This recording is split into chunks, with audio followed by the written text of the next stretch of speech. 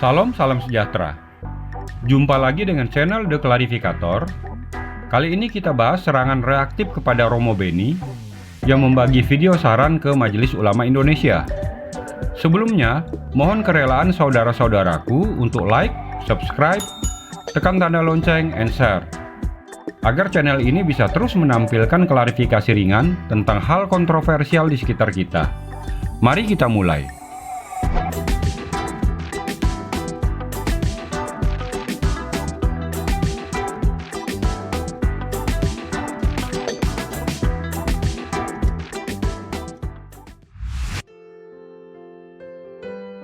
Mencermati statement oknum imam masjid yang reaktif atas unggahan Romo Beni yang berisi video seorang tokoh yang memberi saran ke Majelis Ulama Indonesia, kita coba tanggapi pernyataan oknum imam masjid tersebut yang mengatakan agar Romo tersebut tidak ikut campur masalah Islam, sambil menyatakan di gereja Katolik pun banyak masalah. Pertama, Romo Beni terlepas statusnya sebagai Romo, yang bersangkutan adalah warga negara Republik Indonesia yang hanya membagi video pihak lain. Toh isinya saran yang membangun kepada Majelis Ulama Indonesia dari seorang warga negara Indonesia atas tertangkapnya seorang oknum teroris yang menyusup sebagai pengurus elit Majelis Ulama Indonesia. Di Majelis Ulama Indonesia ada teroris adalah sebuah fakta realita, dan video yang diunggah bukan hoak. Tidak sedikit pihak-pihak yang bersuara lebih keras dan pedas, yang bukan memberi saran, tapi lebih kepada menghujat dan memvonis agar Majelis Ulama Indonesia dibubarkan. Ini yang lebih perlu untuk direspon oleh sang oknum tersebut. Mengunggah video yang berisi saran agar Majelis Ulama Indonesia berbenah dan waspada dari penyusupan radikalisme, sisi mananya yang salah terhadap unggahan tersebut? Kontennya merupakan saran yang baik. Majelis Ulama Indonesia sebagai lembaga yang besar tiba-tiba kecolongan ada pengurus elitnya yang ternyata adalah teroris. Apa tidak harus berbenah dan waspada?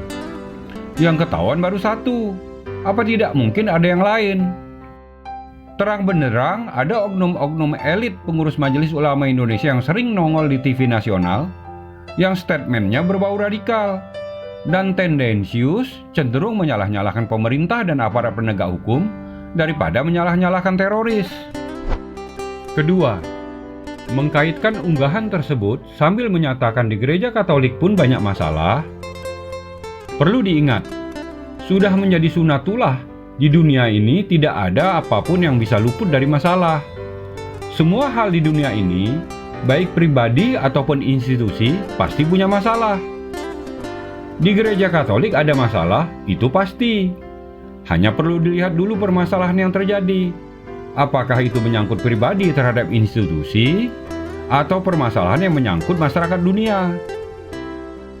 Jika mau jujur melihat masalah, dari banyak-banyakan jumlah masalah yang terjadi di dunia ini, lihat saja perbuatan kelompok yang disebut Jemaah Islamiyah, Jemaah Ansarud Daulah, Jemaah Ansarut Tauhid, ISIS, Boko Haram, Al-Qaeda, As-Sabab, Al-Nusra, Abu Sayyaf, Taliban, dan lain-lain, yang sering membuat masalah yang menyebabkan munculnya Islamofobia di dunia internasional.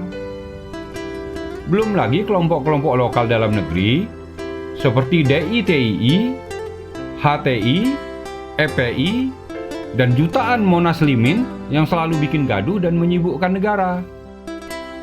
Lihat lagi jutaan manusia dari negara-negara Timur Tengah sebagai asal dan akar Islam yang harus lari dari negerinya, mencari selamat dan menimbulkan masalah kemanusiaan di negara-negara barat yang selama ini dianggap negara-negara kaum kafir. Sebuah ironi, katanya bumi kaum beriman yang rahmatan lil alamin, kok berbahaya bagi kehidupan, dan rakyatnya terpaksa harus mencari keselamatan di wilayah kafir. Contoh nyata, pengungsi Afghanistan yang selalu mendemo UNHCR di Kebun Sirih, Jakarta. Itu jika mau jujur melihat sebuah permasalahan dan banyak-banyaknya masalah yang terjadi di agama masing-masing. Sekali lagi, Unggahan Romo Beni tersebut sifatnya pribadi. Sebagai warga bangsa dan sebagai staf khusus Ketua Dewan Pengarah BPIP, yang tidak perlu dikaitkan dengan institusi gereja dan agama Katolik. Jika unggahan pribadi Romo Beni dianggap mencampuri urusan agama Islam, apa bedanya dengan statement oknum imam masjid di berita video ini, yang kepo terhadap permasalahan di gereja Katolik? Bisa dikatakan oknum ini mencampuri urusan agama Katolik juga. Bisa ngatain orang lain, tapi pada saat yang sama, diri sendiri melakukan hal seperti yang dituduhkan.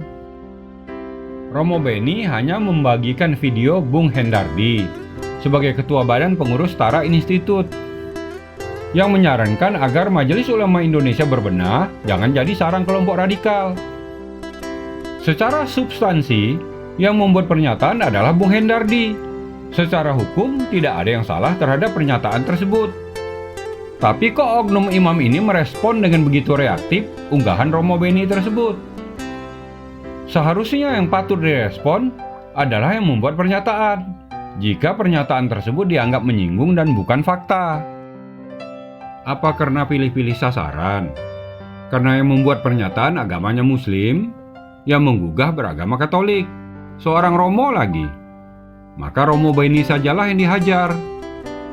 Seperti pepatah orang Kalimantan yang berbunyi, kena rangkang dicabut, kena ikan ditekan. Sikap oknum imam masjid dalam berita di video ini terkesan hanya mencari sesuatu untuk dapat disalah-salahkan, dan lebih menunjukkan isi hati yang penuh dengan kebencian dan rasa permusuhan antar agama. Ulama kok anti kritik? Saran yang baik kok ditanggapi dengan buffer dan overreaktif? Seperti preman yang disenggol sedikit langsung ngebacok. Biasa aja kali. Salib Yesus dihina, dikata-katain ada jin kafir. Jangankan minta maaf, malah oknum penghina tersebut didampingi pengurus elit Majelis Ulama Indonesia dalam klarifikasi arogannya. Di patung ada jin, itu benar akidah Islam. Tapi apakah ada tertulis di Al-Quran yang mengatakan di salib Yesus ada jin kafir? Yang melakukan hinaan tersebut ulama kondang lagi. Toh orang Kristen nggak baperan dan menganggap ulama mencampuri urusan Kristen, padahal sudah menghina. Demikian video ini. Semoga Tuhan yang Maha Pengasih dan Maha Penyayang memberkati kita semua. Amin, saudara-saudaraku.